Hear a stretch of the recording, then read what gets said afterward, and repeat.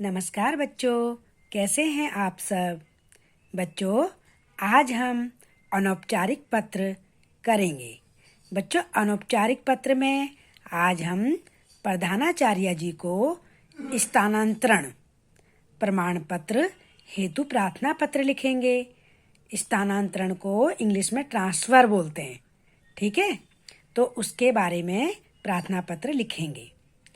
ऊपर लिखेंगे सेवा में अल्प विराम श्रीमती प्रधानाचार्य जी, फिर अल्प विराम द लॉरेंस पब्लिक स्कूल, फिर अल्प विराम जनकपुरी अल्प विराम, फिर नई दिल्ली पूर्ण विराम।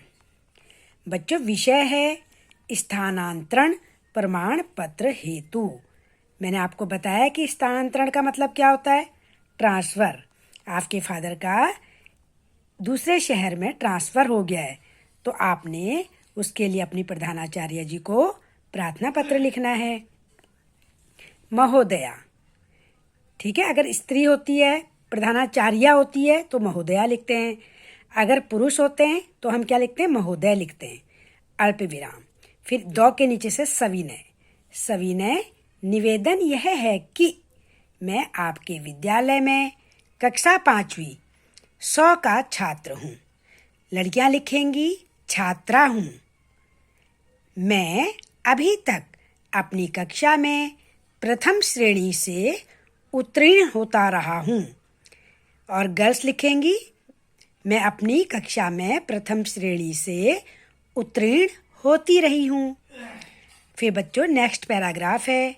सविनय जहाँ लिखा है ना, उसी के नीचे से आएगा, देखिए महोदया। फिर अल्प विराम, मेरे पिताजी का तबादला जयपुर हो गया है। किसी भी शहर का आप नाम लिख सकते हैं, आगरा, चंडीगढ़, कुछ भी लिख सकते हैं, ठीक है। हम लोगों को अगले महीने ही वहाँ जाना पड़ेगा।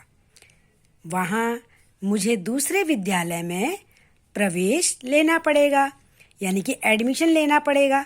अब हम जब वहाँ दूसरे शहर में जाएंगे तो पढ़ाई तो करेंगे ही ना अपनी, तो उसके लिए वहाँ पर दूसरा जो विद्यालय है वहाँ एडमिशन लेंगे, जिसके लिए मुझे स्थानांतरण प्रमाण पत्र की आवश्यकता होगी। बच्चों, जब हम दूसरे स्कूल में एडमिशन लेते हैं तो हमको ट्रांसफ़र सर्टिफिकेट चाहिए होता है।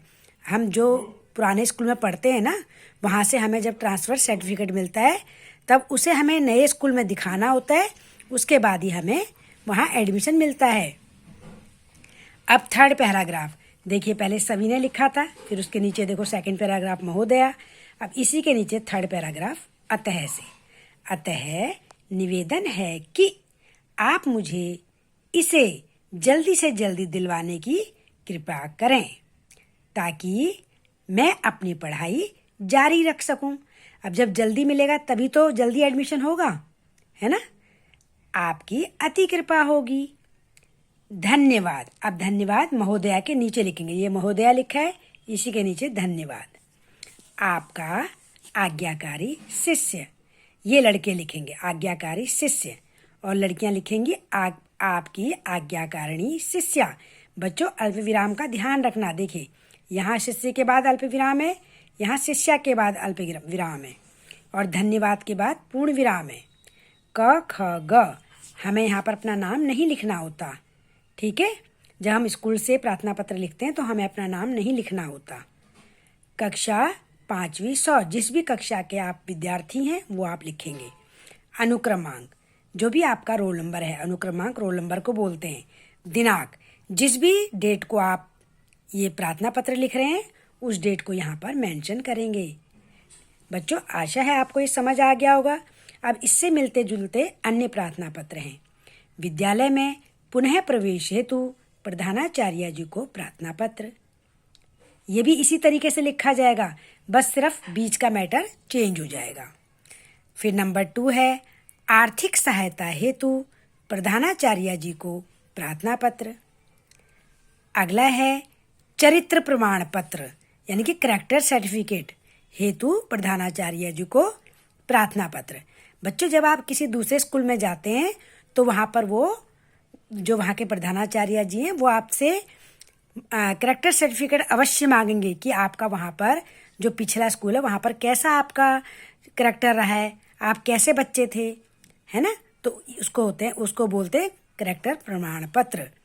तो बच्चों ये आपके टॉपिक थे इससे मिलते जुलते, और ये आपका स्थानांतरण प्रमाण पत्र है। तो आप इसको अपनी नोटबुक में एक एक लाइन छोड़ के सुंदर सुंदर लिखेंगे।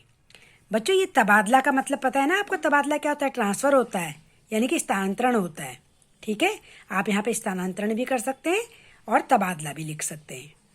चलिए बच्चों, अब आप इसको सुंदर सुंदर लिखिए अपनी हिंदी की व्याकरण की नोटबुक में, और आपका लेख बहुत सुंदर होना चाहिए। धन्यवाद बच्चों।